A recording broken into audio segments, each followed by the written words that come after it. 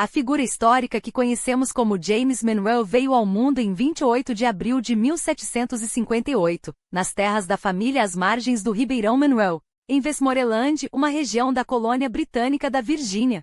Seu pai, Spence Monroe, nascido em 1727, herdara do próprio pai uma propriedade de 500 acres e pelo menos 8 escravos, patrimônio modesto que garantia uma vida digna, porém longe do luxo. Como muitos fazendeiros da época, Spence complementava a renda com o ofício de carpinteiro, demonstrando a versatilidade necessária para sustentar a família em uma terra ainda em formação. A saga dos Monroe na América do Norte começou no século XVII, quando o trisavô de James, Andrew Monroe, foi exilado da Escócia durante as guerras civis que abalaram o reino britânico. Ao chegar ao Novo Mundo, ele adotou o sobrenome Monroe, marcando o início de uma linhagem que se estabeleceria no continente. Do lado materno, James era neto de James Jones, um próspero arquiteto galês que imigrou para a Virgínia e se fixou no condado de King George. Elizabeth Jones, mãe de Monroe, herdou 300 acres de seu pai, ampliando as terras da família para 800 acres quando se casou com Spence. Juntos, tiveram 5 filhos, sendo James o segundo na ordem de nascimento, mas o primogênito entre os homens. Os primeiros anos de James foram marcados pela influência materna, até que por volta dos 5 anos, passou a acompanhar o pai nas lides do campo, aprendendo os fundamentos da agricultura. Embora as tarefas na plantação de tabaco fossem extenuantes, o jovem Monroe encontrava prazer nas caçadas e pescarias que faziam parte do cotidiano rural, atividades que mais do que lazer, forjavam seu caráter. Em casa recebeu instrução básica em leitura, escrita, matemática e noções de latim, graças ao empenho dos pais em oferecer-lhe uma educação além do trabalho braçal. Monroe amadureceu em um período de efervescência política, quando as colônias americanas começaram a questionar a autoridade da coroa britânica. Após a vitória sobre a França na Guerra Franco-Indígena, 1763, que resultou na anexação do Canadá, o parlamento britânico impôs uma série de taxas para custear a defesa das colônias e reafirmar seu domínio. A mais polêmica delas foi a Lei do Selo, 1765, que onerava desde documentos legais até cartas pessoais. Os colonos reagiram com veemência, alegando que não poderiam ser tributados sem representação no parlamento, um princípio que se tornaria o estupim da resistência. Segundo relatos familiares, em fevereiro de 1766, Spence Monroe juntou-se a outros proprietários de Westmoreland em Leadstone para assinar um manifesto liderado por Richard Henry Lee, boicotando os produtos britânicos até a revogação da lei. Embora o parlamento tenha cedido em março daquele ano, a tensão persistiu, pois Londres mantinha sua postura de taxar as colônias sem lhes conceder voz. Aos 11 anos, em 1769, Monroe foi enviado à Academia Campbelltown, dirigida pelo reverendo Archibald Campbell, da igreja anglicana local. Diariamente percorria longas distâncias a pé para frequentar as aulas, onde se destacou pela dedicação aos estudos de latim, grego, francês, matemática e história. Foi lá que travou amizade com John Marshall, 3 anos mais velho, com quem manteria laços profundos apesar das divergências políticas futuras. O destino de Monroe tomou um rumo abrupto em 1772, quando sua mãe faleceu ao dar à luz o 4º filho, Joseph. 2 anos depois, Spence também partiu, deixando o jovem de 16 anos como herdeiro de 800 acres e responsável pela irmã mais velha e 3 irmãos menores. Nesse momento crítico, seu tio materno, Joseph Jones, um advogado influente que atuava ao lado de figuras como George Washington, Patrick Henry e Thomas Jefferson na Câmara dos Burgesses da Virgínia, interveio, oferecendo suporte financeiro e orientação. Jones organizou a vida doméstica designando a irmã de Monroe, Elizabeth, para cuidar da casa e dos irmãos, enquanto o jovem foi enviado para o College of William and Mary, em Williamsburg, então capital colonial. Quando Monroe iniciou seus estudos superiores, o clima político já era explosivo. A aprovação da Lei do Chá, maio de 1773, levou em dezembro ao icônico protesto conhecido como Festa do Chá de Boston, onde colonos jogaram ao mar o carregamento de chá da Companhia das Índias Orientais. Em retaliação, o parlamento fechou o porto de Boston, acelerando a convocação do Primeiro Congresso Continental, setembro de 1774, onde representantes de 12 colônias discutiram estratégias de resistência. A sociedade colonial dividia-se entre os que apoiavam os protestos, os patriotas, e os leais à coroa, os legalistas, embora a questão ainda não fosse a independência. mas sim os direitos e a representação dos colonos dentro do Império. Em 19 de abril de 1775, o conflito armado tornou-se inevitável. Milicianos colonos e soldados britânicos trocaram tiros em Lexington e Concord, após o general Thomas Gage tentar confiscar estoques de pólvora. No dia seguinte, o governador real da Virgínia, Lord Dunmore, ordenou a remoção secreta da pólvora do arsenal de Williamsburg. Ao amanhecer, a população descobriu a manobra e Manuel, junto a outros estudantes, integrou a multidão que marchou até o palácio do governador. O incidente precipitou a fuga de Dunmore em junho, marcando o início de uma era de instabilidade. Distraído pelos eventos, Manuel passou o verão de 1775 treinando no campus da universidade. Enquanto isso, em Filadélfia, o Segundo Congresso Continental nomeava George Washington como comandante-chefe do Exército Continental e autorizava a formação de novos regimentos. Na Virgínia, o 3º Regimento foi colocado sob o comando do coronel Hugh Mercer, um veterano escocês que lutara ao lado de Bonnie Prince Charles em Culloden, 1745, e de Washington em Fort Duquesne, 1755. Mercer, amigo de Joseph Jones, convidou Manuel para servir como tenente na companhia do capitão John Thornton. Curiosamente, os outros 2 tenentes eram velhos conhecidos, John Marshall, seu colega de Campbelltown, e James Mercer, companheiro de quarto em William and Mary. Após um período intenso de preparação, o 3º Regimento recebeu ordens para marchar rumo ao norte e juntar-se às forças de Washington em Nova York, em junho de 1776. No caminho, em 4 de julho, Manuel e seus camaradas ouviram a leitura solene da Declaração de Independência, documento redigido por Thomas Jefferson e aprovado pelo Congresso dias antes. Enquanto avançavam, aqueles jovens virginianos mal imaginavam que estavam prestes a entrar para a história, não apenas como soldados, mas como testemunhas do nascimento de uma nação. A notícia da derrota esmagadora do Exército Continental na Batalha de Long Island, em 27 de agosto, chegou como um golpe brutal. As forças de Washington, cercadas por 32.000 soldados britânicos sob o comando do general William Howe e uma frota imponente liderada por seu irmão, o almirante Richard Howe, pareciam condenadas. Mas, contra todas as probabilidades, os continentais conseguiram uma retirada milagrosa na noite de 29 de agosto, escapando para Manhattan sob o manto da escuridão. Quando os virginianos do 3º Regimento finalmente chegaram, em 13 de setembro, encontraram Washington já instalado em Harlem Heights, de onde observava, com olhos aguçados pela estratégia, a ilha de Manhattan abaixo. O batismo de fogo de Manuel não demoraria. Em 16 de setembro, os 1º e 3º Regimentos da Virgínia enfrentaram um ataque britânico com uma determinação que surpreendeu até os mais experientes. Foi uma vitória rara, um lampejo de esperança em meio ao caos. Mas a situação se deteriorava rapidamente. Até outubro, Washington tinha apenas 5.000 homens sob seu comando, um exército exausto, à beira do colapso. A única saída era recuar através de Nova Jersey, rumo à Pensilvânia Oriental, com os britânicos em perseguição implacável. Quando as tropas continentais finalmente alcançaram a margem oeste do rio Delaware, Howe, confiante em sua superioridade, interrompeu a perseguição em meados de dezembro, estabelecendo quartéis de inverno e deixando 1,5 mil mercenários hessianos em Trenton, Nova Jersey. Foi então que Washington, com a audácia que o definiria, planejou um ataque surpresa na noite de Natal. O primo distante do general, o capitão William Washington, ofereceu-se para liderar um destacamento pelo norte, e Manuel, sem hesitar, voluntariou-se como seu subordinado. Na madrugada gelada de 26 de dezembro, enquanto a neve caía sem piedade, eles avançaram à frente das tropas continentais.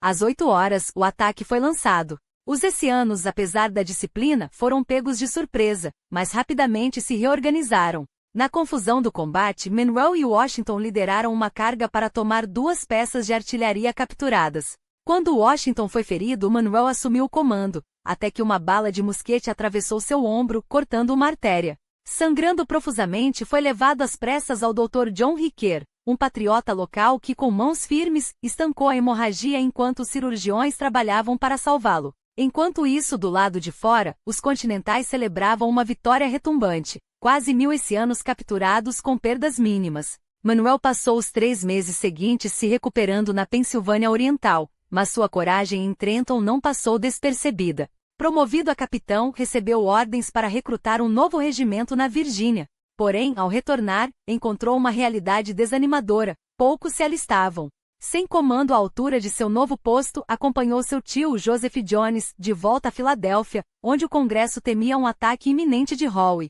De volta ao acampamento de Washington em agosto, Monroe foi designado para o Estado-Maior do Major-General William Alexander, mais conhecido pelo título controverso de Lord Stirling. Foi ali que travou amizade com os jovens brilhantes que orbitavam o quartel-general, Alexander Hamilton com sua mente afiada como uma lâmina, e o carismático Marquês de Lafayette, cujo entusiasmo pela causa americana era tão contagiante quanto sua nobreza. Juntos testemunhariam os momentos mais sombrios da guerra.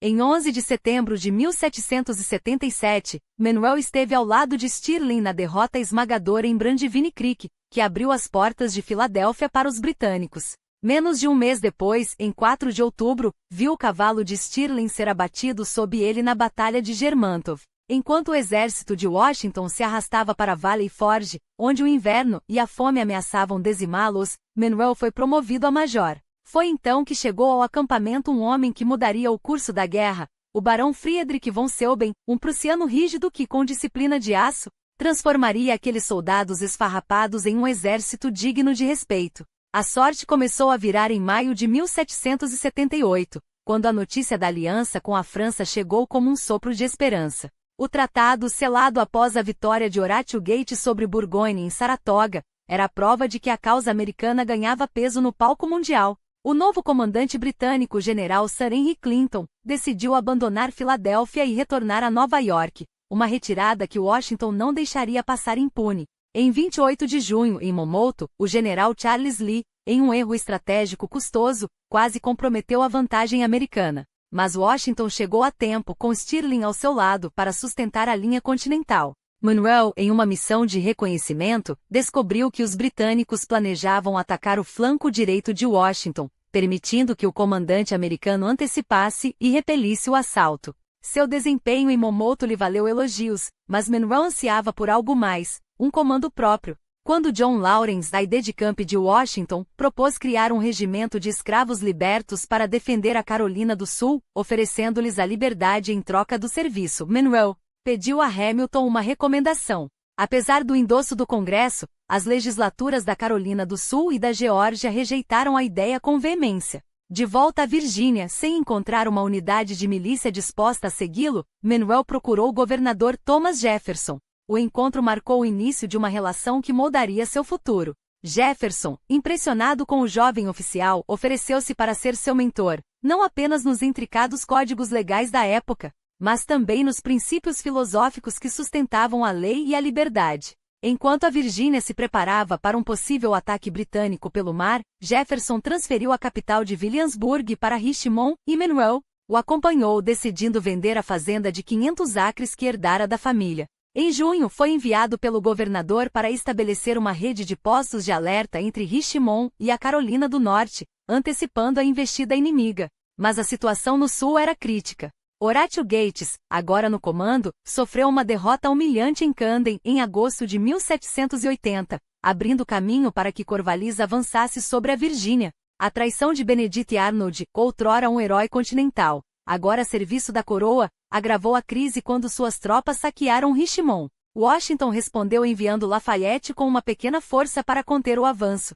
Sem conseguir um comando ao lado do amigo, Monroe serviu como voluntário no exército aliado de 15.000 homens sob Washington e o general francês Rochambeau. Juntos, cercaram Corvallis em Yorktown, forçando sua rendição em outubro de 1781, o golpe final que selaria a independência americana. Com a guerra vencida, Monroe voltou-se para a lei.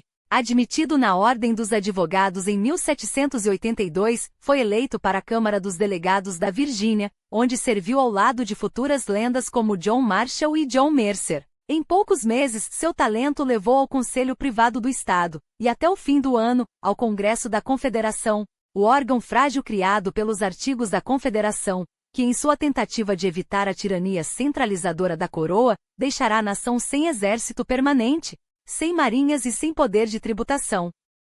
Ali reencontrou Jefferson, que agora o via não apenas como um protegido, mas como um aliado em potencial na luta pela construção de uma república verdadeiramente livre. O futuro para Monroe estava apenas começando. A arte da política, no entanto, não se aprende apenas nos salões do poder. forja-se nas decisões que moldam o destino de uma nação. Emanuel, com sua combinação de idealismo e pragmatismo, estava prestes a provar que dominava ambos. Em janeiro de 1784, seu voto a favor da ratificação do Tratado de Paris selou não apenas o fim glorioso da Revolução, mas também a ascensão dos Estados Unidos como potência soberana, livre das amarras britânicas. Mas foi nas negociações sobre as terras a noroeste do rio Ohio que sua visão de futuro começou a se delinear. Ao apoiar a cessão daquelas vastidões à União, um gesto de unidade em um continente ainda fragmentado, Manuel demonstrou que compreendia o jogo maior. A construção de uma república coesa exigia sacrifícios, mesmo que isso significasse abrir mão de riquezas potenciais de sua própria Virgínia. Contudo, o destino irônico interveio. Uma febre o confinou à cama justamente no dia em que Jefferson apresentaria sua emenda audaciosa, a proibição da escravidão naquelas terras a partir de 1800. Ausente da votação, Manuel perdeu a chance de inscrever seu nome ao lado do mentor numa das batalhas morais mais cruciais da jovem nação. Mas a história não se faz apenas de votos, faz-se de alianças. Antes de embarcar para Paris, onde assumiria suas funções ao lado de Franklin, Jefferson apresentou Manuel a um homem que se tornaria seu novo guia na ausência do mestre, James Madison. 7 anos mais velho, metódico e brilhante, Madison era o antídoto perfeito à impulsividade de Manuel, um estrategista que transformaria suas paixões em ação calculada. O verão de 1784 encontrou Manuel nas fronteiras de Nova York, onde, entre negociações com as nações nativas, travou amizade com uma figura tão complexa quanto ele, Joseph Brant, o líder moral que navegava com igual destreza entre a tradição de seu povo e os jogos de poder dos brancos. Aquela experiência nas terras selvagens do Oeste não apenas ampliou sua compreensão dos desafios territoriais da República, mas também lhe revelou uma verdade incômoda. A sobrevivência da União dependeria tanto da diplomacia com os povos originários quanto da firmeza contra as ambições estrangeiras. De volta a Filadélfia em outubro, sua voz ressoou com urgência. As guarnições britânicas que ainda ocupavam ilegalmente o Noroeste, uma afronta clara ao Tratado de Paris, deviam ser expulsas sem demora. Não era apenas uma questão de soberania, era um teste de vontade. Se a jovem nação não fosse capaz de fazer valer seus próprios acordos, que credibilidade teria diante do mundo? Mas a política, como Manuel logo descobriria, também se tece nos salões, e por vezes no coração. Em janeiro de 1785, quando o Congresso se transferiu para Nova York, o destino lhe reservava um encontro que mudaria o curso de sua vida. Entre as luzes e o burburinho da cidade, conheceu Elizabeth Cortrigtre, a mais jovem das 4 irmãs de uma família de comerciantes abastados. Inteligente, espirituosa e dotada de uma elegância que contrastava com a rusticidade dos círculos políticos, Elizabeth não era apenas uma companheira, era uma parceira. Em 16 de fevereiro de 1786, eles se casaram, selando uma união que lhe daria 2 filhas e um filho, cuja breve passagem pelo mundo apenas aprofundaria a resiliência do casal. Com Elizabeth ao seu lado, Manuel não ganharia apenas uma família, ganharia uma aliada inabalável nas batalhas que viriam. De volta ao Congresso, sua próxima prova seria contra um império muito mais sutil que o britânico, o da geopolítica. À frente de uma comissão encarregada de negociar com a Espanha os direitos sobre o Mississippi, a artéria vital que dividia o território americano das possessões espanholas, Manuel se deparou com a traição de John Jay. O secretário de Relações Exteriores, pressionado pelos interesses comerciais do Norte, havia aceitado um acordo vergonhoso, em troca de concessões econômicas. A Espanha manteria o controle exclusivo sobre a navegação no sul do rio por 25 anos. Para Manuel e os sulistas, era uma rendição inaceitável. Com uma retórica inflamada, liderou a oposição no Congresso, denunciando o tratado como uma capitulação à tirania comercial. A vitória foi amarga mas reveladora. O projeto foi rejeitado por falta de apoio e Manuel aprendeu uma lição que carregaria pelo resto da vida. A União só seria forte se os interesses de todas as suas regiões fossem defendidos com igual ferocidade. Em 1786, cansado das intrigas de Filadélfia, voltou à Virgínia. Em Fredericksburg, abriu um escritório de advocacia, mas seus olhos permaneciam fixos em um horizonte maior. Quando, em maio de 1787, a Convenção de Filadélfia se reuniu para reformar os artigos da Confederação, Manuel acompanhou cada movimento com frustração. Não ter sido eleito delegado, enquanto Madison, seu mentor, orquestrava o nascimento de uma nova Constituição, foi um golpe em seu orgulho. Mas a história lhe reservava um papel mais decisivo. Em setembro, quando o texto da nova carta foi divulgado, a Virgínia se dividiu. Washington, o pai da pátria, presidira a convenção. Madison, o arquiteto, defendia sua criação com unhas e dentes. Do outro lado, Patrick Henry, o fogoso orador, liderava os antifederalistas, denunciando o documento como um caminho para a tirania. Monroe, porém, não era um radical, pertencia àqueles que enxergavam o potencial da Constituição, desde que fosse temperada por uma declaração de direitos, um escudo contra os abusos do poder central. Foi ele quem, nas tensas sessões da Convenção de Ratificação da Virgínia, em junho de 1788, articulou o compromisso que salvou a União, a promessa de que, uma vez ratificada, a Constituição seria emendada para incluir aquelas garantias fundamentais. A vitória foi por pouco, 89-79, mas suficiente para tornar a Virgínia o 10º estado a aderir. Ainda assim, a política é um jogo de vinganças disfarçadas de princípios. Derrotado, Henry não perdoou. Manobrou para bloquear a eleição de Madison ao Senado e, em seguida, recrutou Monroe para enfrentá-lo na disputa por uma vaga na Câmara dos Representantes. O dilema era cruel: trair a amizade ou ceder à ambição. Monroe hesitou, mas no fim, a chamada do dever, e talvez a sombra de Jefferson, que do outro lado do Atlântico acompanhava tudo, falou mais alto. A campanha foi acirrada, mas Madison, com sua máquina política bem oleada, saiu vitorioso. A derrota doeu, mas não o deteve. Enquanto Washington assumia a presidência em abril de 1789, Monroe traçava seu próximo movimento: aproximar-se de Monticello. Trocou terras no Kentucky, conquistadas por seus serviços na guerra, por uma propriedade de 800 acres em Albemarle County, vizinha à de Jefferson. Era mais que uma mudança de endereço, era uma declaração de lealdade. Quando Jefferson retornou de Paris em dezembro daquele ano, sua primeira visita foi a Monroe, um gesto que selava não apenas uma amizade, mas uma aliança estratégica.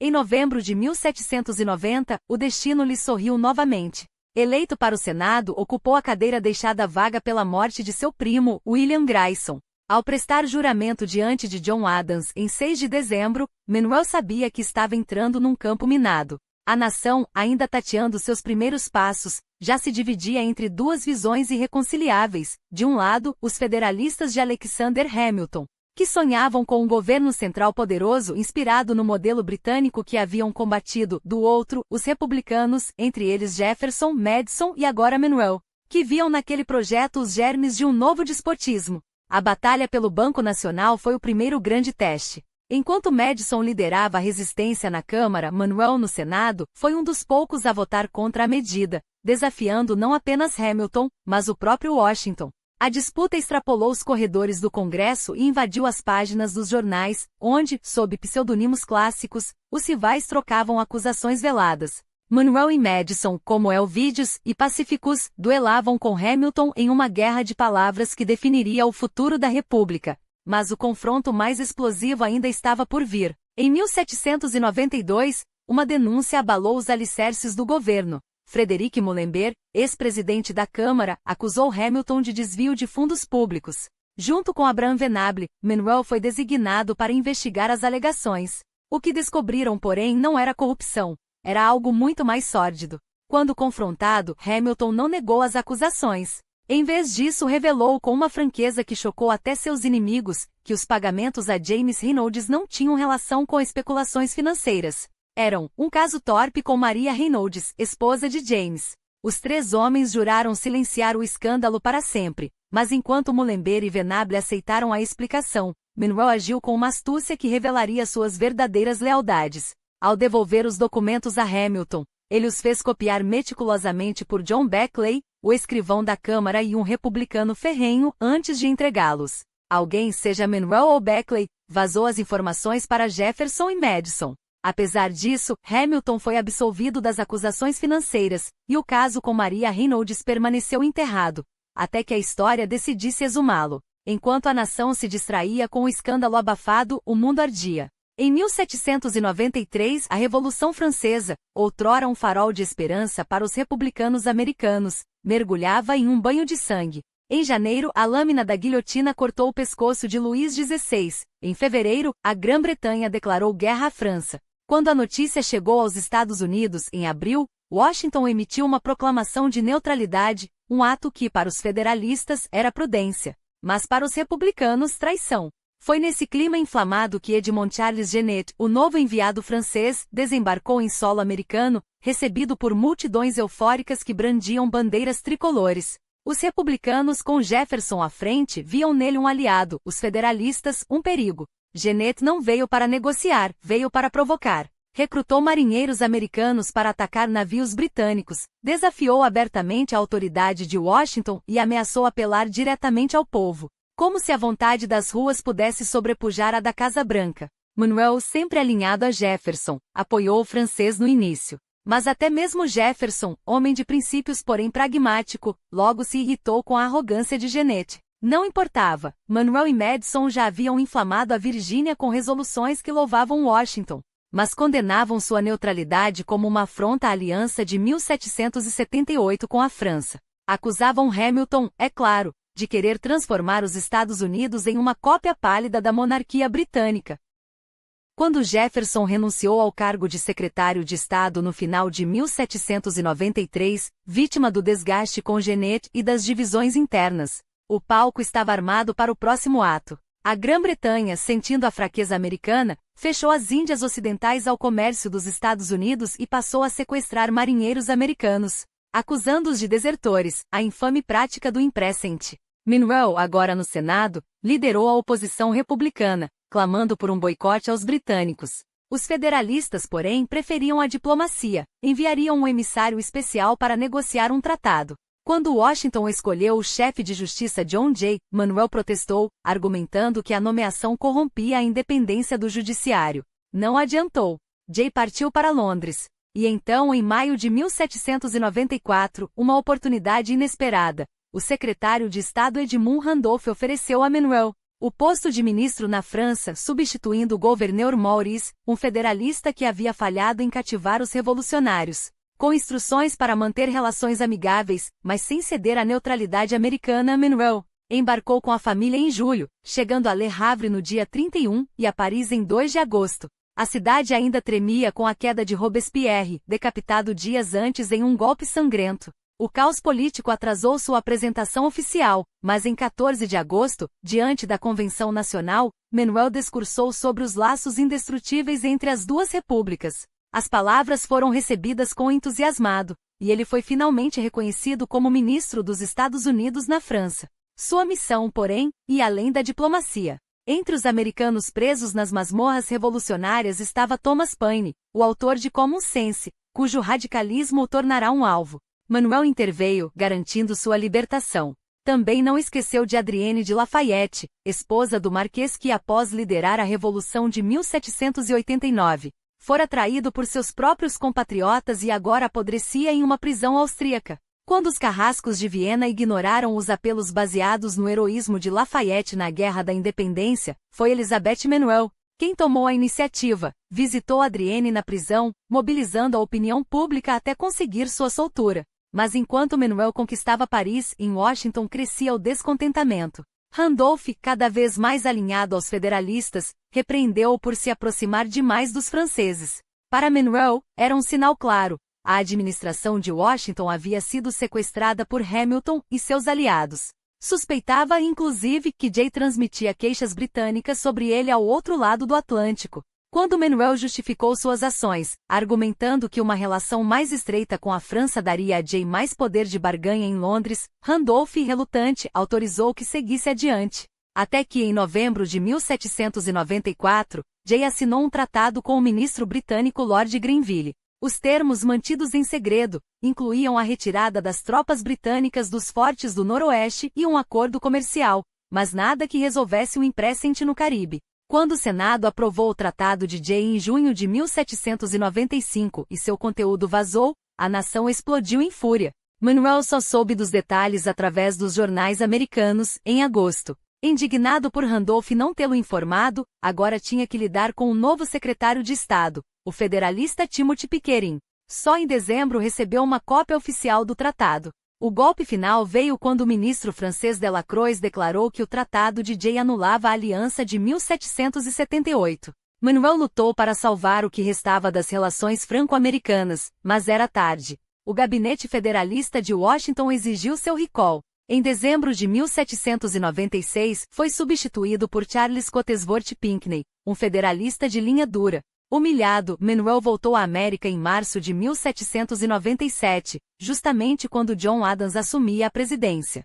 E então o passado voltou para assombrá-lo. Hamilton, sempre implacável, acusou-o de vazar os documentos do caso Reynolds para James Thomson Callender, o jornalista republicano que expôs o escândalo. Os dois quase se enfrentaram em um duelo, evitado apenas pela intervenção de Aaron Burr, rival de Hamilton em Nova York. De volta à Virgínia, Monroe reuniu-se com Jefferson e Madison. Em 1798 publicou uma defesa ferrenha de sua atuação na França, um libelo contra a administração Washington que deixou o antigo general furioso. Suas anotações às margens do livro transbordavam raiva, embora jamais respondesse publicamente. Enquanto a tempestade política se acalmava, Monroe voltou-se para a terra. Supervisionou a construção de Glen, uma mansão em um domínio de 2.500 acres ao lado de Monticello, a propriedade de Jefferson. Mas o homem que ajudara a forjar uma nação não nasceu para a tranquilidade do campo. Em dezembro de 1799, a Virgínia o elegeu governador.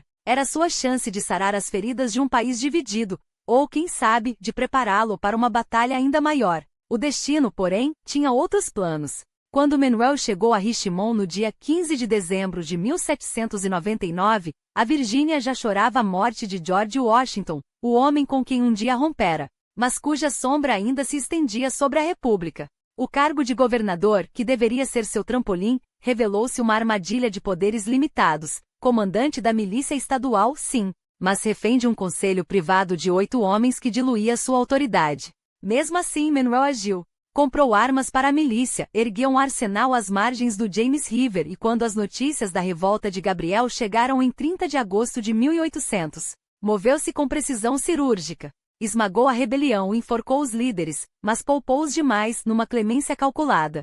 Sabia que aqueles escravos, como os patriotas de 1776, lutavam por liberdade. Reconhecia a hipocrisia, mas também conhecia o preço da honestidade. Qualquer gesto contra a escravidão seria sua sentença política. Enquanto isso, Jefferson, seu aliado e compatriota, travava sua própria batalha. As eleições de 1800 o haviam lançado contra Adams, mas um empate com Aaron Burr jogou a decisão para a Câmara dos Representantes. Monroe, com a máquina republicana da Virgínia, garantiu os 21 votos eleitorais do estado para Jefferson, um golpe estratégico. Quando o novo presidente assumiu em março de 1801, sua mensagem de união, "Somos todos republicanos, somos todos federalistas", soou como música aos ouvidos de Monroe. Mas a harmonia era frágil. Enquanto Jefferson discursava em Washington, Monroe, de volta a Richmond, buscava uma solução impossível. Como evitar novas rebeliões sem abalar o sistema que as gerava? Sua resposta? Um plano audacioso e cínico. Propôs ao presidente deportar escravos libertos para a África, escolhendo a colônia britânica de Serra Leoa, até descobrir que lá, a escravidão era proibida. Monroe, claro, não pretendia libertar ninguém antes da viagem.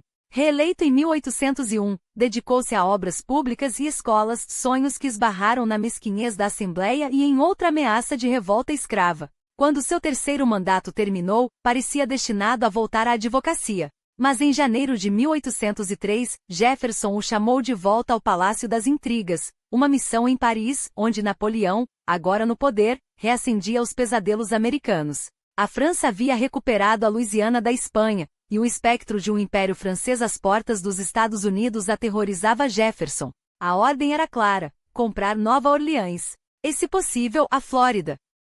Monroe desembarcou em Paris em abril de 1803, encontrando um Robert Livingston exausto, e uma oportunidade dourada. A campanha de Napoleão no Haiti desmoronava sob febre amarela e a resistência de Toussaint Louverture. A guerra com a Grã-Bretanha se avizinhava. O primeiro cônsul precisava de dinheiro. Em 10 de abril, ordenou a venda de toda a Louisiana. Livingston, ávido pelo mérito, hesitou. Monroe, pragmático, fechou o acordo. 15 milhões de dólares por um território que dobraria o tamanho da nação. E quando o financiamento pareceu impossível, revelou seu trunfo. Banqueiros londrinos, Hope e Barings, já lhe haviam oferecido o empréstimo. A história estava escrita. Mas em vez de seguir para Madrid, Monroe rumou para Londres. Uma escolha estranha, afinal, era conhecido por sua simpatia pela França.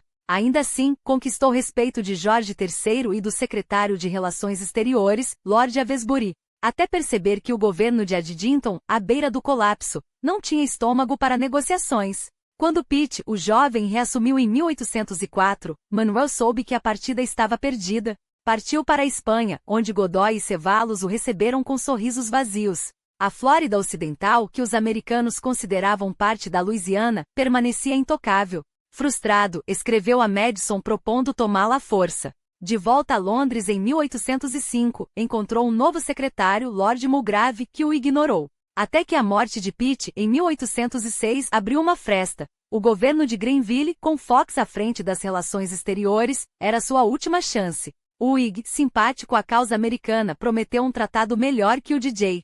Monroe e Pinckney negociaram por meses, até que Fox adoeceu e morreu. Mesmo assim, em 31 de dezembro, assinaram um acordo, imperfeito mas o melhor possível. Jefferson, porém, o rejeitou. Sem um fim ao recrutamento forçado de marinheiros americanos, não valia o papel. O golpe final veio em junho de 1807, quando o HMS Leopard atacou o USS Chesapeake, assassinando 4 americanos. Manuel, humilhado, tentou negociar com Canning. Em vão. Ao fim daquele ano, a paciência de Jefferson se esgotara. E a de Manuel também. Jefferson, então, desferiu seu último golpe, o Embargo Act, um bloqueio total ao comércio com nações estrangeiras, asfixiando a economia americana em nome da dignidade nacional. Enquanto o país sufocava sob a medida impopular, as eleições de 1808 se aproximavam.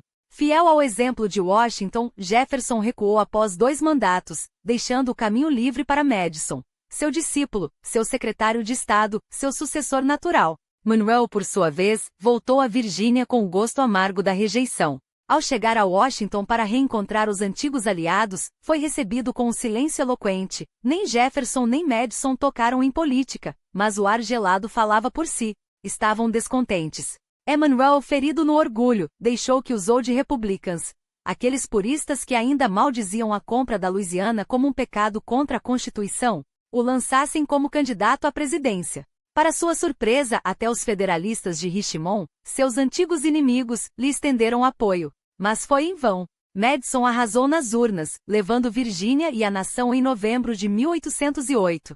Derrotado, Manuel se refugiou em sua plantação, High Hill, onde o ritmo lento dos campos e o silêncio das colheitas foram curando as feridas políticas. Com o tempo, até Jefferson e Madison amoleceram. Em 1810, ele voltou à cena, eleito para a Câmara dos Delegados da Virgínia. Um ano depois, assumiu o governo do estado. Enquanto isso, Madison, no Salão Oval, ordenava a anexação da Flórida Ocidental, um movimento ousado que expandia as fronteiras e desafiava as potências europeias. 2 meses após sua posse como governador, uma carta chegou. O próprio Madison o convocava de volta a Washington, desta vez como secretário de Estado. Era abril de 1811 e o mundo ardia. Os mares eram um campo de batalha. Navios americanos, presas fáceis, eram abatidos por britânicos e franceses sem piedade. Manuel não hesitou, adotou uma linha dura. Com os ministros estrangeiros, o arrogante Sir Augustus John Foster, da Grã-Bretanha, e o astuto Louis Serrurier, da França, não houve diplomacia brandas, apenas ultimatos. Enquanto isso, no Congresso, uma nova geração de republicanos, liderada pelo fogoso Henry Clay, do Kentucky, e pelo calculista John Calhoun, da Carolina do Sul, clamava por guerra. Chamavam-se War Hawks, e sua sede por sangue britânico era contagiosa. Manuel, que já vira demais de humilhações e meias palavras, chegou à mesma conclusão: negociar era jogar tempo fora. Melhor o canhão que a caneta. Na primavera de 1812, Madison e Manuel apresentaram ao Congresso um dossiê explosivo, provas de que os federalistas da Nova Inglaterra conspiravam com Londres para dividir os Estados Unidos, reintegrando seus estados ao Império Britânico. O país ferveu. Em 18 de junho, o Congresso declarou guerra, mas a campanha começou em desastre. O general William Hull, um veterano da Revolução, invadiu o Canadá com tropas mal preparadas e, em menos de 2 meses, rendeu Detroit sem disparar um tiro. A vergonha foi tão grande que Madison chegou a considerar Manuel para substituí-lo. Afinal, quem melhor que um herói de Trenton para resgatar a honra? Mas no fim, optou por William Henry Harrison. Poucos dias depois, o sobrinho de Hull, Isaac, comandou a USS Constitution em um duelo naval que entrou para a lenda.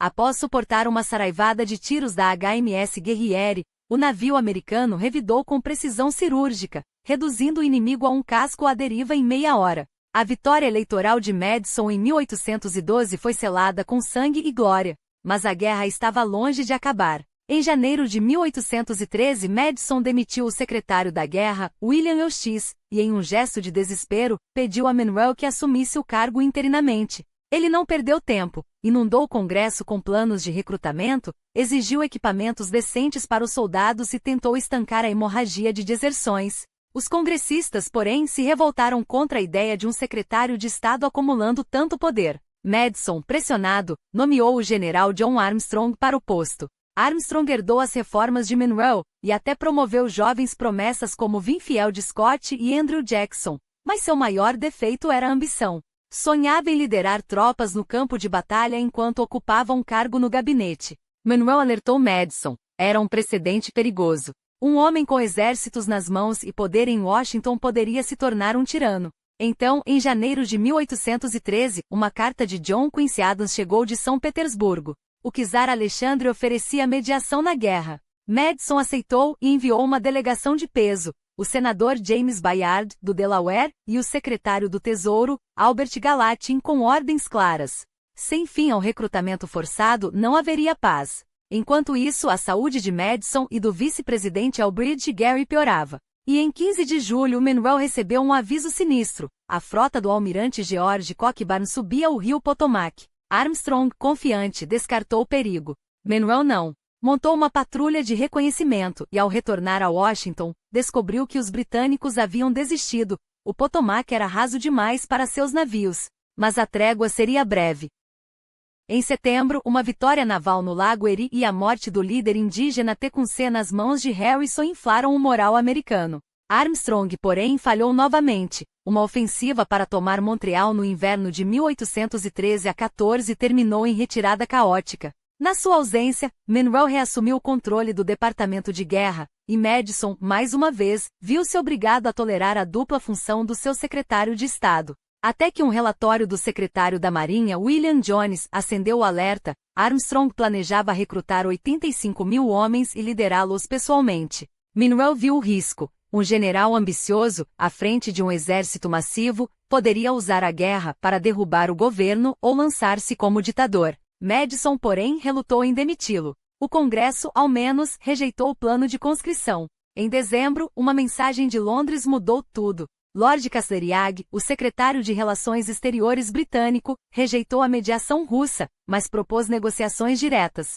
Monroe convenceu Madison a aceitar. A delegação americana, agora reforçada por Henry Clay e pelo veterano Jonathan Russell, partiu para Gien, na Bélgica, com instruções secretas. Se a oportunidade surgisse, deveriam pressionar pela cessão do Canadá. Mas a Europa conspirava contra eles. Napoleão, derrotado em Leipzig em outubro de 1813, via seu império desmoronar. Os exércitos austríacos, russos e prussianos invadiram a França no inverno, enquanto Wellington avançava pelos Pirineus. Em abril de 1814, Paris caiu. Napoleão abdicou. E a Grã-Bretanha, livre da ameaça francesa, voltou seus canhões para a América, talvez com o próprio Wellington à frente. Em Gien, os americanos foram recebidos com uma notícia cruel: o recrutamento forçado não seria negociado. Enquanto isso, em junho de 1814, Monroe recebia novos alertas. Uma frota britânica se aproximava de Washington. Armstrong, como sempre, menosprezou o perigo. Monroe, porém, sabia que desta vez não haveria retirada. Os britânicos vinham para queimar. E quando 4.000 soldados do general Robert Ross desembarcaram na Baía de Chesapeake, ele não esperou por ordens. Montou uma patrulha a cavalo, galopou até a linha de frente e avistou as colunas inimigas marchando em direção à capital. Ao retornar, sua primeira ordem foi clara: Dolley Madison deveria salvar o que pudesse da casa presidencial. Os tesouros da nação, documentos, pinturas, a própria declaração de independência, não poderiam cair em mãos britânicas. O tempo estava se esgotando. Mas enquanto Madison e seu gabinete fugiam para salvar suas vidas, Monroe permaneceu nas trincheiras da história. Em Bladensburg, no fatídico 24 de agosto, ele testemunhou o que deveria ser uma vitória americana se transformar em desastre. 7.000 milicianos, mal treinados e pior liderados pelo general William Winder, desmoronaram diante dos 1.500 veteranos britânicos de Ross. Apesar das baixas mais altas sofridas pelos invasores, o caminho para Washington estava aberto. E quando a capital ardeu em chamas, o Capitólio, a Biblioteca do Congresso, a Casa Presidencial reduzidos a cinzas, Manuel foi um dos poucos que não virou as costas. Ele viu o fogo consumir os símbolos da República que ajudara a construir. Só então, com a fumaça ainda pairando sobre os escombros, partiu para se juntar a Madison no exílio temporário. 3 dias depois, os britânicos se retiraram. E na noite de 27 de agosto, quando Manuel e Madison retornaram à cidade devastada, não havia tempo para lamento. Armstrong, o secretário da guerra, havia renunciado em desgraça, e mais uma vez o peso da nação recaiu sobre os ombros de Manuel. Ele assumiu o comando interino, reorganizou as defesas no Potomac e deixou o general Samuel Smith à frente de Baltimore, onde em 12 de setembro, a resistência americana não apenas deteve o avanço britânico, mas ceifou a vida do próprio Ross, o homem que havia queimado Washington. A notícia chegou como um sopro de vingança. Mas a guerra não havia terminado. Rumores de um ataque a Nova Orleans ecoavam pelos corredores do poder. Sem hesitar, Manuel despachou Andrew Jackson, o homem que mais tarde se tornaria seu maior aliado e seu maior pesadelo. Enquanto isso, o Tesouro Nacional estava vazio. Dallas, o novo secretário do Tesouro, propôs a criação de um segundo Banco Nacional, mas o Congresso, lento e dividido, só aprovaria a medida em 1816. A nação sangrava e o inimigo, Engen, tentava impor termos de paz humilhantes. Foi então que Manuel interveio. Instruiu os negociadores americanos a exigirem um acordo baseado no status quo anterior à guerra, nem uma polegada de território cedido, nem uma sombra de submissão. Os britânicos, pressionados pela recusa de Wellington em cruzar o Atlântico e pela fadiga de uma guerra que já não lhes trazia glória, cederam. Em 3 de fevereiro de 1815, a notícia que Manuel aguardava chegou. Jackson havia esmagado os britânicos em Nova Orleans. Mais de 2.000 soldados inimigos jaziam mortos ou feridos, entre eles o cunhado de Wellington, o major-general Edward Pakenham. Os americanos, menos de 100 baixas. Uma vitória tão esmagadora que soou como o ponto final de uma guerra que tecnicamente já havia terminado com o Tratado de Gain, assinado semanas antes, mas ainda não ratificado.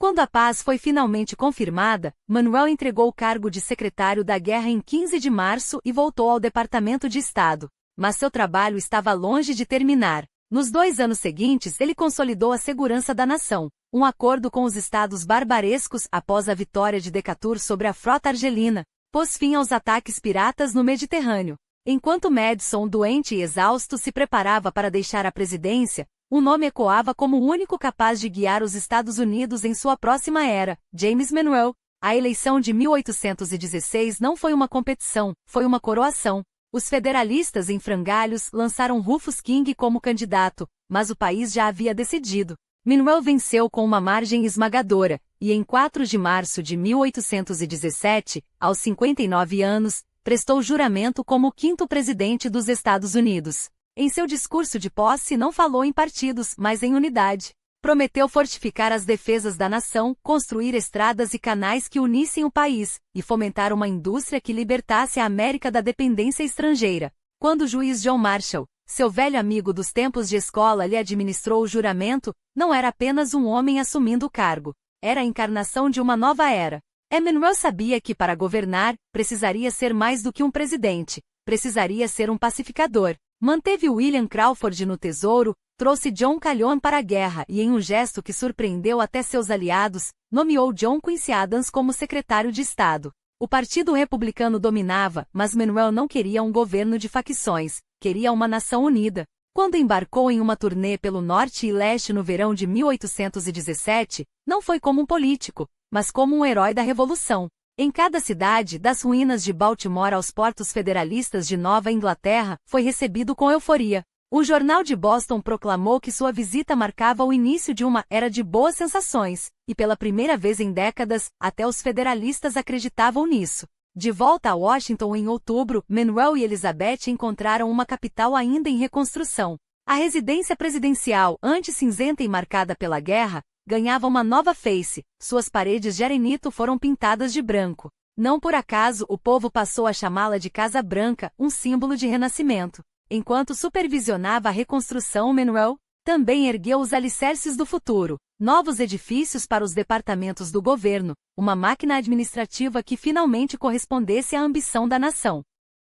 Mas a paz externa não significava tranquilidade interna. Na Flórida, os Seminoles, apoiados pela Espanha, lançavam raids sangrentos contra os territórios americanos. Em janeiro de 1818, Monroe deu a Jackson uma ordem clara: esmagar os ataques, mas evitar confrontos com os fortes espanhóis. Jackson, porém, tinha outros planos. Em uma carta que Monroe, doente, não leu a tempo, o general propôs invadir a Flórida espanhola, e em 60 dias conquistá-la.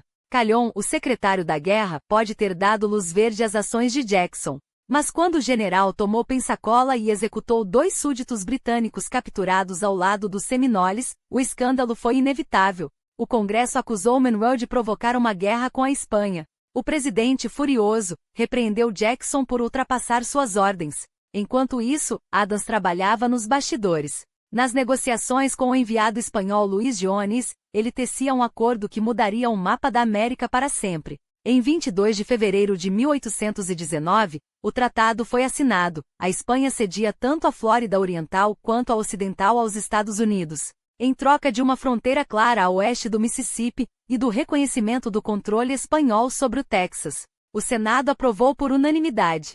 Mas o rei Fernando VII, teimoso, só ratificaria o acordo 2 anos depois. A controvérsia na Flórida, no entanto, era apenas o prelúdio de uma tempestade maior. Enquanto Monroe tentava consolidar as fronteiras da nação, um fantasma assombrava a economia: a especulação descontrolada no Oeste, alimentada pelo Banco dos Estados Unidos, desmoronou em 1819. Para se salvar, o banco cortou os empréstimos.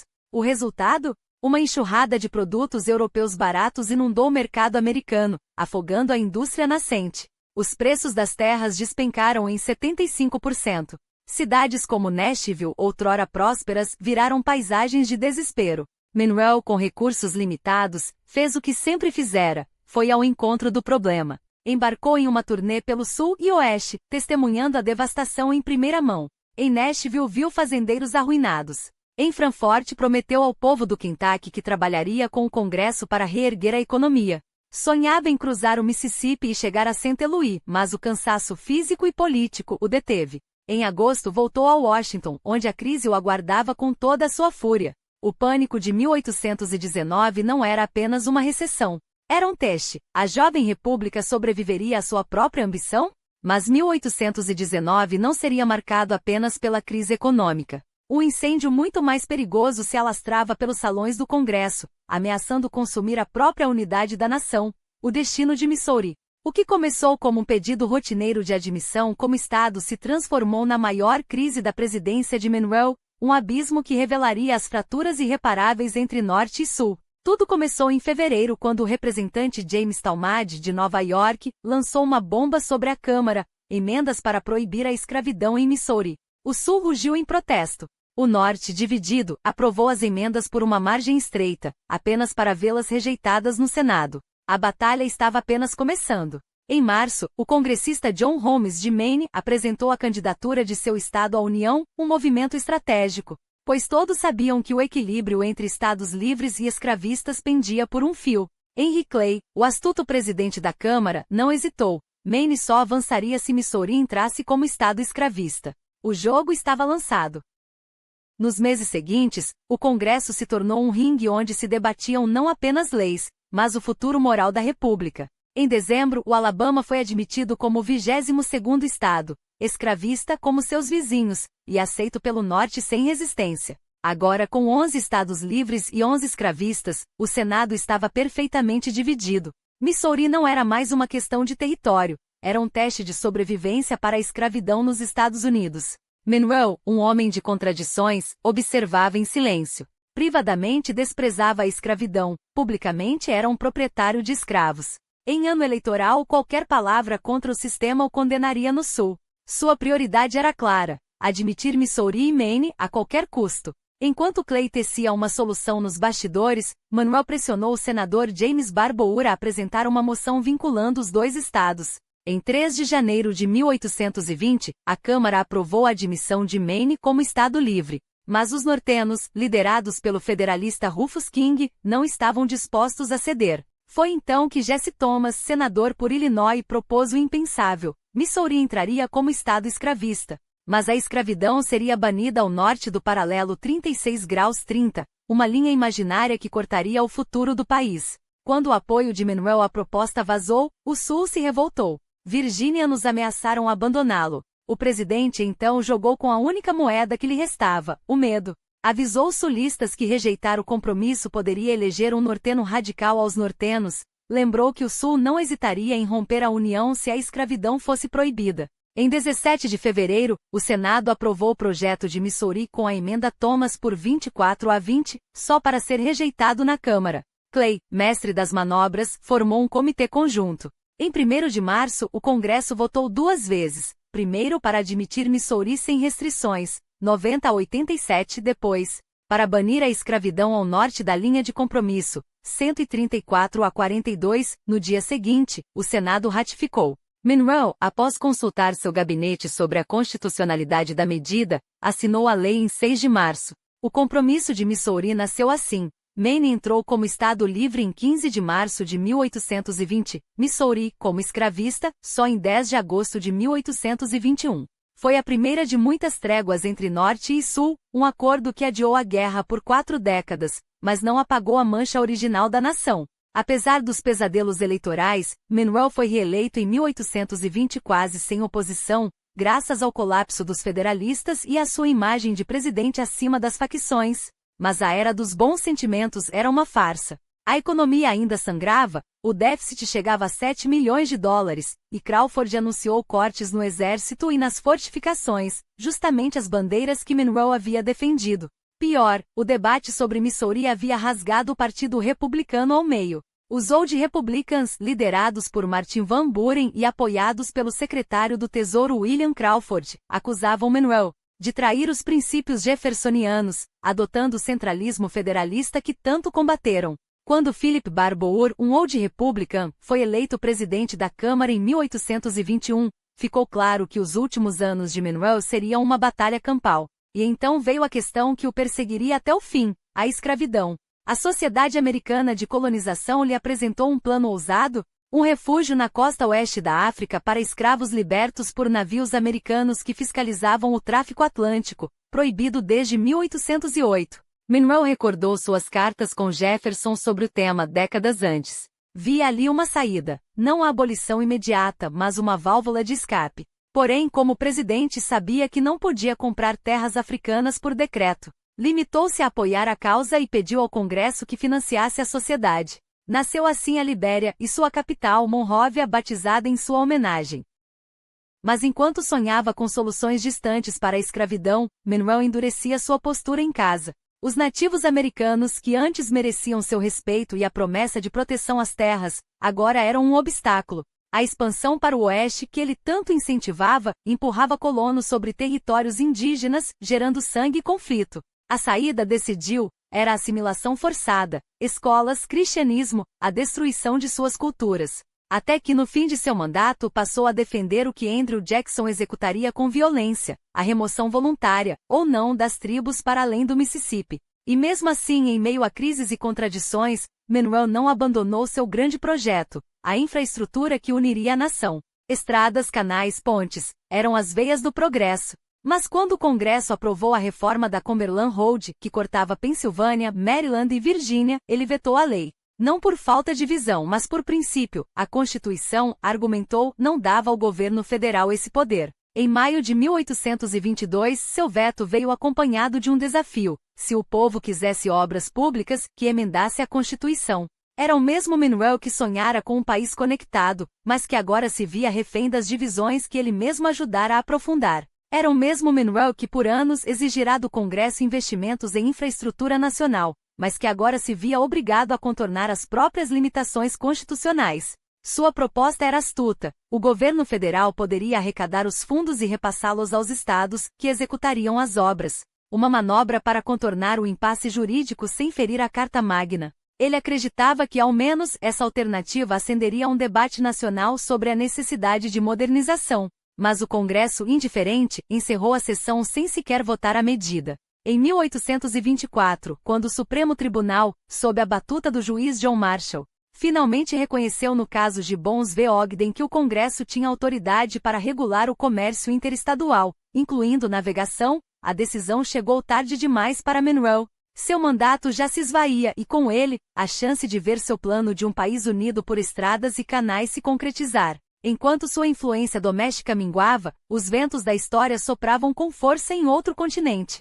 Por mais de uma década, as colônias espanholas na América Latina ardiam em revoltas lideradas por nomes que ficariam gravados na história: Bernardo O'Higgins no Chile, José de San Martín na Argentina, Simón Bolívar na Colômbia. Monroe, que durante anos mantivera uma política de neutralidade cautelosa, resistindo até às pressões de Henry Clay para reconhecer as jovens repúblicas, agora via a oportunidade se abrir. A Flórida já estava garantida, os riscos diplomáticos com a Espanha calculados. E mais, aquelas nações independentes representavam um mercado promissor para os produtos americanos.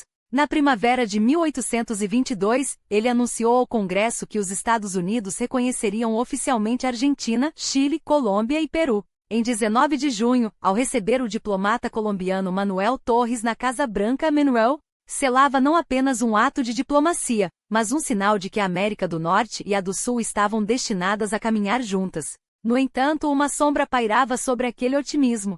A Espanha, embora enfraquecida, ainda não havia desistido. E pior, as potências europeias, unidas pela Santa Aliança, uma coalizão reacionária forjada pelo czar Alexandre I da Rússia e pelo príncipe Metternich da Áustria, já haviam demonstrado sua disposição de esmagar revoluções. Em 1823, a França invadira a Espanha para restaurar o poder absoluto de Fernando VII. Quando, em outubro daquele ano, Monroe recebeu notícias de que o czar se recusava a reconhecer as repúblicas sul-americanas, o alerta soou. Uma intervenção europeia no hemisfério ocidental não era mais uma possibilidade remota, era uma ameaça iminente. Enquanto isso, do outro lado do Atlântico, o embaixador americano Richard Rush negociava com o secretário de Relações Exteriores britânico George Canning. Este, embora relutante em reconhecer as novas nações, propôs uma declaração conjunta. Ambos os países repudiariam qualquer tentativa de colonização europeia nas Américas. Monroe, incerto, consultou seus antecessores Jefferson e Madison, que aprovaram a ideia. Mas foi John Quincy Adams, seu secretário de Estado, quem viu o perigo por trás da aparente vantagem. Aceitar o plano de Canning significaria amarrar as mãos dos Estados Unidos no futuro, especialmente em relação ao Texas e a outras regiões que um dia poderiam ser incorporadas à União. Quando, em novembro, Rush informou que os britânicos já não estavam interessados na declaração conjunta, Monroe e Adams tinham sua resposta pronta: a América falaria por si mesma. Em 2 de dezembro de 1823, em uma mensagem ao Congresso, Monroe traçou uma linha no mapa do mundo. As nações americanas, pela condição livre e independente que assumiram e mantêm, não serão mais consideradas, doravante, como sujeitas à futura colonização por qualquer potência europeia. Era um aviso, uma doutrina, um grito de autonomia continental. Os Estados Unidos não tinham uma marinha capaz de impô-la, nem exércitos para defendê-la. Mas aquelas palavras que ficariam conhecidas como a doutrina Monroe eram mais do que retórica. Eram um anúncio de que uma nova potência emergia, disposta a ditar as regras em seu próprio quintal. Em 1824, enquanto o país se preparava para uma das eleições presidenciais mais disputadas de sua história, Monroe ainda encontrou tempo para receber um velho amigo, o Marquês de Lafayette, herói da Revolução Americana, que embarcou em uma turnê triunfal pelos Estados Unidos. Mas a política não esperava por cerimônias. O pleito daquele ano era um ringue de titãs. 3 de seus próprios secretários, Adams, Calhoun e Crawford, além de Henry Clay e do general Andrew Jackson, disputavam a sucessão. Calhoun desistiu cedo e se posicionou como favorito à vice-presidência. Enquanto Jefferson e Madison apoiavam Crawford, Monroe manteve neutralidade, embora sua simpatia pessoal pudesse inclinar-se para Adams. Quando as urnas foram abertas, Jackson liderou com 43% dos votos e 99 delegados no colégio eleitoral, seguido por Adams, com 32% e 84 votos. Sem maioria absoluta, a decisão coube à Câmara dos Deputados, que deveria escolher entre os 3 mais votados, Jackson, Adams e Crawford. Foi então que Clay, com suas próprias ambições frustradas, fez sua jogada. Em troca do cargo de secretário de Estado, ofereceu seu apoio a Adams, garantindo os votos de Kentucky e Ohio. Em 9 de fevereiro de 1825, a Câmara elegeu Adams por 3 estados contra 7 de Jackson e 4 de Crawford. A era Manuel chegava ao fim. Em 4 de março, John Quincy Adams assumiu a presidência. E o homem que um dia sonhara com uma nação unida e respeitada deixava a Casa Branca para enfrentar uma realidade muito menos gloriosa. Inicialmente sepultado em Nova York, seus restos mortais foram transferidos em 1858, por ocasião do centenário de seu nascimento, para o cemitério Hollywood em Richmond, onde Elizabeth, sua esposa, também encontraria repouso eterno, após ser reenterrada em 1903, trazida de Oak Hill. Embora não desfrute do mesmo brilho dos 4 presidentes que o antecederam, a trajetória de James Monroe, como servidor da jovem República Americana, estende-se por meio século, um legado forjado tanto nas trincheiras quanto nos salões do poder. Ainda jovem, alistou-se como oficial na Guerra Revolucionária, distinguindo-se em batalha e escapando por pouco da morte em Trenton, um dos confrontos mais decisivos e dramáticos do conflito. Aliou-se a Thomas Jefferson e James Madison, tornando-se não apenas um colaborador próximo, mas um pilar na resistência contra o federalismo centralizador de Hamilton. Sua carreira diplomática, no entanto, foi de altivos triunfos e frustrações silenciosas. Se seu nome ficou gravado na história pela aquisição da Louisiana, muitas de suas negociações com britânicos, franceses e espanhóis terminaram em impasses estéreis. Mesmo após rupturas passageiras com Jefferson e Madison, Monroe não hesitou em servir ao último como secretário de Estado e, depois de guerra, um duplo papel que o colocou na linha de frente para resgatar uma guerra mal conduzida. Foram suas ordens estratégicas que permitiram aos Estados Unidos emergirem, ainda que exaustos, da Guerra de 1812 com a soberania intacta.